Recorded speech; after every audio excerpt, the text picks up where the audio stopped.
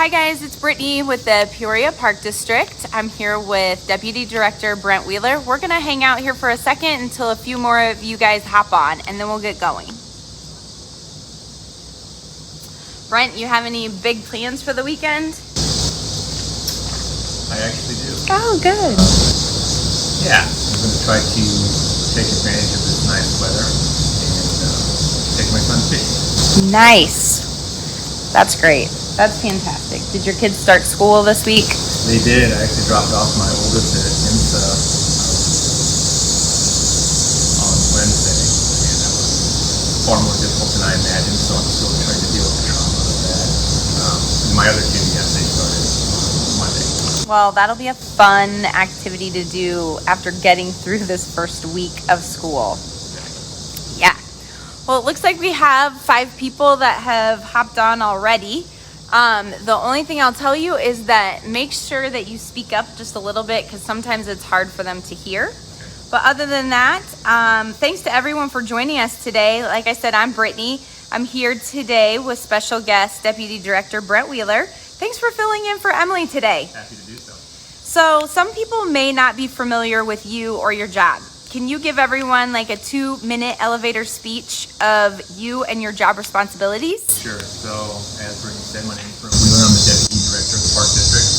I have been with the park for over 20 years now. Spent a good portion of that time as the General Manager of the River Flex Recreation and Wellness Center.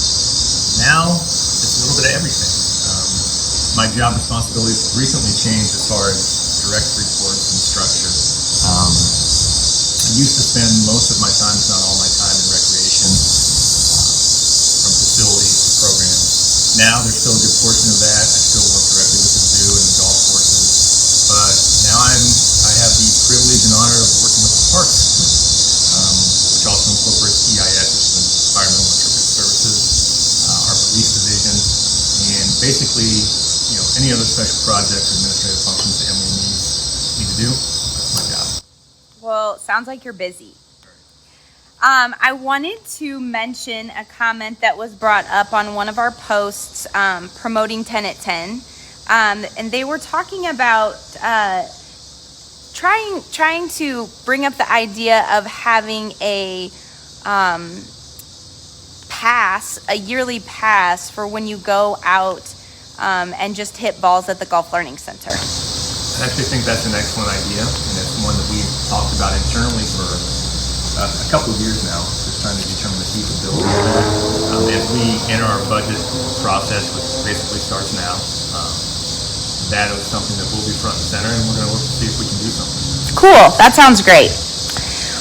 All right, so the first question I have for you is, can you tell us a little bit about the Play It Forward program and that the Park District launched this summer? Sure. So the idea behind this, and part of it comes from any of you that are out there that have kids in sports. You know how quickly they seem to outgrow the equipment and how expensive it can be. There's nowhere in town really that we were aware of that was a good place where people could donate used but nice equipment and make sure that it gets somewhere else for a good purpose. Yeah. So our plan in this, and then we're going to build this out over time, is to make sure that for those folks out there who have equipment that's lightly used but still good, that involves sports or even recreation equipment, we're a donation site. So basically, most of our major facilities, include the Noble Center here in Lakeview Park, we will then work with the community in different ways to make sure that that equipment gets passed on to those who may not have the same resources and could use it. It's part of our social equity initiative. Take down one more barrier, right? And if a softball bat is a barrier and a family can't afford one and they have a child that's interested in softball, then our goal is to try to get it in their hands. We're going to work with the school district. We're going to work with social service agencies. But one of the cool things that I think has already kind of happened organically out of this is we have a number of basketballs and frisbees, and we've given them to our police officers and our security officers who are always in the park. They see a group of kids that are playing, maybe there's 6 or 7 of them, and there's one basketball being shot, that's where they play. Their job is to go, deliver some balls, say, courtesy of the Peoria Park District, part of our community policing effort, and just trying to build positive interactions anywhere we can go, and that's just one way we're going to do it. That sounds great. Well, I know, talk about expense for those, some of those things that you need for sports. So that's a really awesome. So we just drop the items at the front desk or in a bucket. It's as simple as that. And then what we will do is we're going to go through and we're going to discard stuff that we don't think is safe to pass on or in good enough shape. Stuff that needs some work, we're going to clean it up. We'll repair it when we can. We have an inventory, and we'll be working with organizations to make sure we get it out. But that includes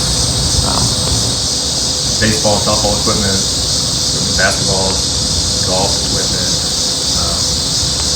frisbees. It can be spikes.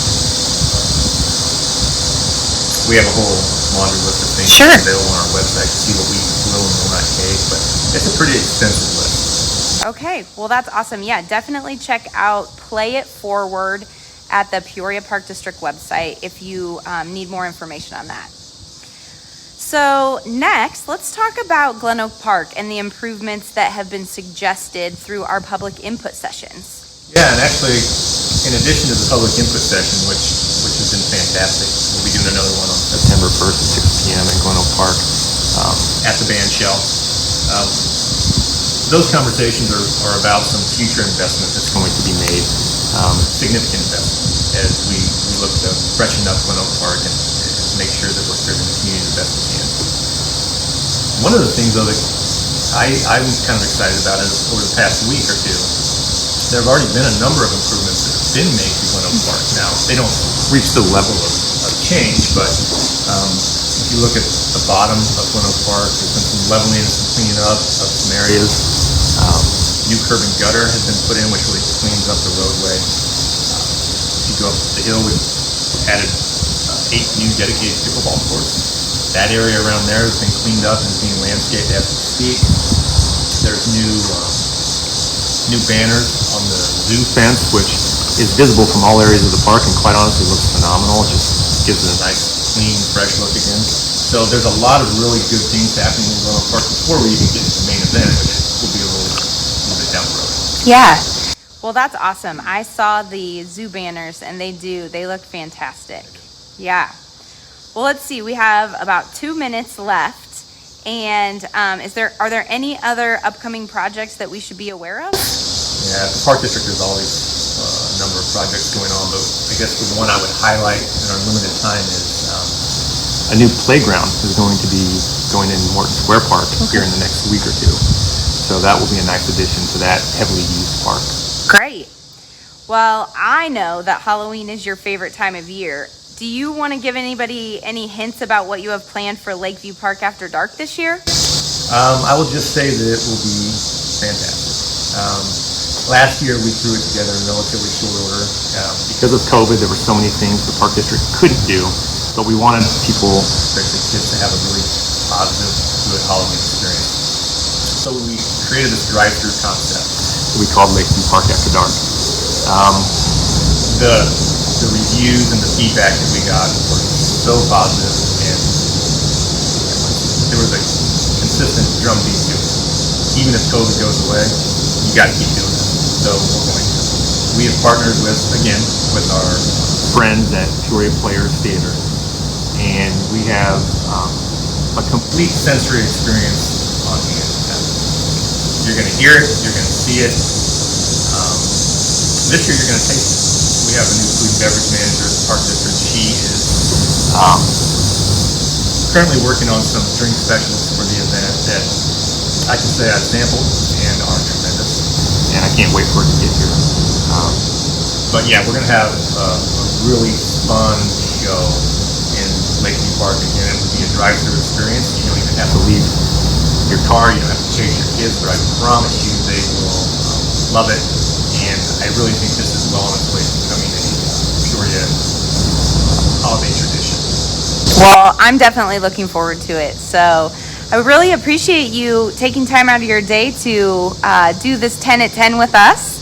And we hope you have a great weekend.